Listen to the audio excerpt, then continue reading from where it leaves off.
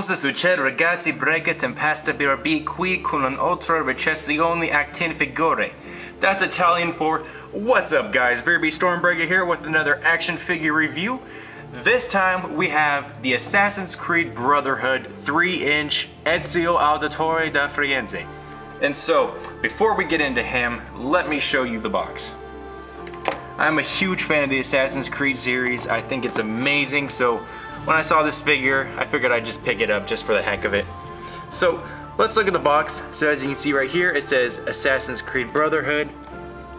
There's a picture of Ezio Auditore da Firenze. It says officially licensed, superposable, authentically detailed. There he is. I think that's his crossbow right there. You can see in the back, there's Ezio right there. You got Machiavelli, you got Leonardo da Vinci, and then you have Cesare Borgia in the back. It was made by GameStars Collectibles. It says experience the games, collect the actions. So yes, it's for ages 8 and up. On the side right there, it says Ubisoft. On that side it says Ubisoft. On the back right here, as you can see, it says Assassin's Creed Brotherhood. It shows the different figures. You have Ezio Auditore, there's Cesare Borgia, there's the Doctor from the multiplayer, Leonardo da Vinci, we got Niccolo Machiavelli, and then we have the Harlequin, who's also from the multiplayer. If you want to read what Ezio says right there, I would pause it right now. There you go. Yeah, I'd pause it in case you wanted to read it. Cool little card, I guess. You can cut it out if you want it. And there's also something right here if you want to read this. I would pause it too. Alright, so that's pretty much the box. Now let's get to the action figure.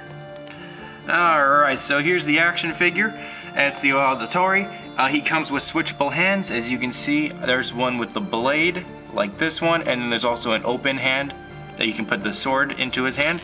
So I kind of have half and half right now. I have him with a blade hand, and I have him with an open hand so we can hold this sword. But let's look at the detail on him. Alright, so start off with the face. Give it time to focus. There we go. The face, it kind of sucks. I mean, the painting on it is not good at all. I mean, like, it was kind of sloppy work on his beard. I mean, there isn't really any detail put into the beard at all. It's cool, I guess, but I think they could have done a lot better on the painting on his face. I mean, it's just poorly done. But everything else looks a lot cooler when I show you. So there's the front. There's his hood. Back of his hood. There's the chest. Some good detail on the chest. Some okay sculpting. I mean, it is a 3-inch figure, so they can't put a lot of detail, but it still looks pretty cool. There's his cape right there. His arm. There's the blade. The blade's kind of poorly made too. As you can see, I mean, it's just like a stick of silver. I mean, it's just, there's nothing really done to it. There's no detail in it whatsoever. It's kind of flimsy. I think they could have done a way better job on that, but oh well. Here's this hand with his gauntlet on. You see I have him holding his sword. There's the sword. There are some little designs. If I can get it to focus. There are some little designs on the blade, as you can see. There's not too much, but there is a little bit. Doesn't really make the sword any better. I think they could have made this, I mean, it's kind of dumb. I mean, it's like bent. I don't really know what to say about it. I mean, it doesn't look, it's not that great of a sword. They could have made it look a lot better, I think. But, oh well, it's a 3-inch figure. Can't expect too much out of it. I mean, they can't put as much detail as they do in Marvel Legends or Marvel Select because those figures are way bigger, so they have a lot more to work with detail. But since these figures are so much smaller, I guess it is kind of harder to put all that detail into a figure like this. Here's where his legs are. See, he's got his boots on.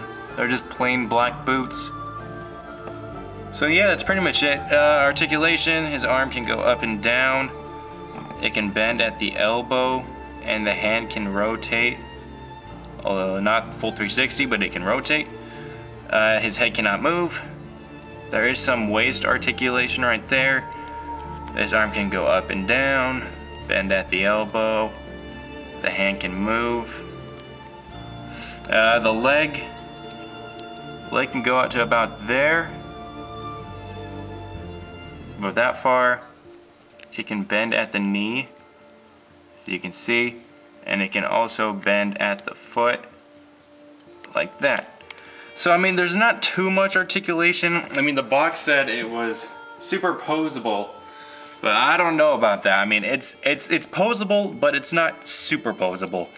I mean, superposable is like each of the fingers can move. I mean, you got leg articulation, you got hip articulation, head articulation, neck articulation. I mean, like, that's superposable. This just has articulation in the arms and some in the feet. That's pretty much it. So yeah, they kind of lied when they said superposable, but it's still a cool figure if you like Assassin's Creed. Yeah, it's just the one thing I really don't like about it is just the face. I mean, the face was so poorly made. They could have made the look on him a lot better, but they didn't. Oh, and there's also a part right here I didn't get to show you. If you look right here, wait for it to focus. Come on, right here, all this gray right here, it's actually little designs. So I think that's probably the most detailed thing put onto this figure. It's all right here, all these little frilly designs that go through his outfit right there. So yeah, it's a cool figure. Now let's do size comparison. Alright, so as you can see here, we have the Marvel Select Juggernaut, we have the Walmart exclusive Iron Man from Iron Man 2, and we have the X-Men Origins Wolverine comic version Deadpool, and then we have Ezio. So, as you can see, size comparison, he's about the same size as Deadpool. They're both about 3.5 inches tall. As you can see, there's about 9-inch tall Juggernaut and then the 6-inch tall Iron Man. So you just see the size comparison between them. He's a cool figure, I guess. He's got some ups to him, he's got some downs to him. The ups is that his outfit looks really awesome and that there's some cool detail put into it. The downs is that his face, the detail on his face is very poor. I mean, the painting on it, the sculpting, I mean, it's pretty poorly done. They could have done a lot better on it. And his hidden blade is also very cheap looking. It doesn't really even look like a hidden blade that well. And then how the box says he's superposable, he's not. I mean, the box is technically lying. The only articulation these guys are in his arms and some in his feet. So that's pretty much it. If he was superposable, he would have articulation in his head, in his abdomen, his waist, his hips, I mean, his hands. He would have articulation everywhere, but he doesn't have that much. So those are like kind of like the bad things. He was $7, but I had a gift card, so I ended up only paying $2 for him. So I think he's worth like $5 at the most. I don't think he's worth $7, but it just depends on what you're willing to spend on him. If you love Assassin's Creed, then you should just get it if you want it. I'm looking for the 6-inch and 7-inch series of Assassin's Creed. Those figures look really good. The detail looks very nice on them. Like, they look well sculpted and well painted. Everything looks really good about those. So if I can ever find one, I'll get one and I'll definitely do a review on it.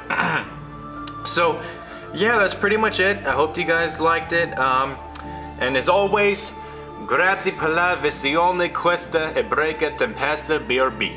Thanks for watching, and this is BRB Stormbreaker.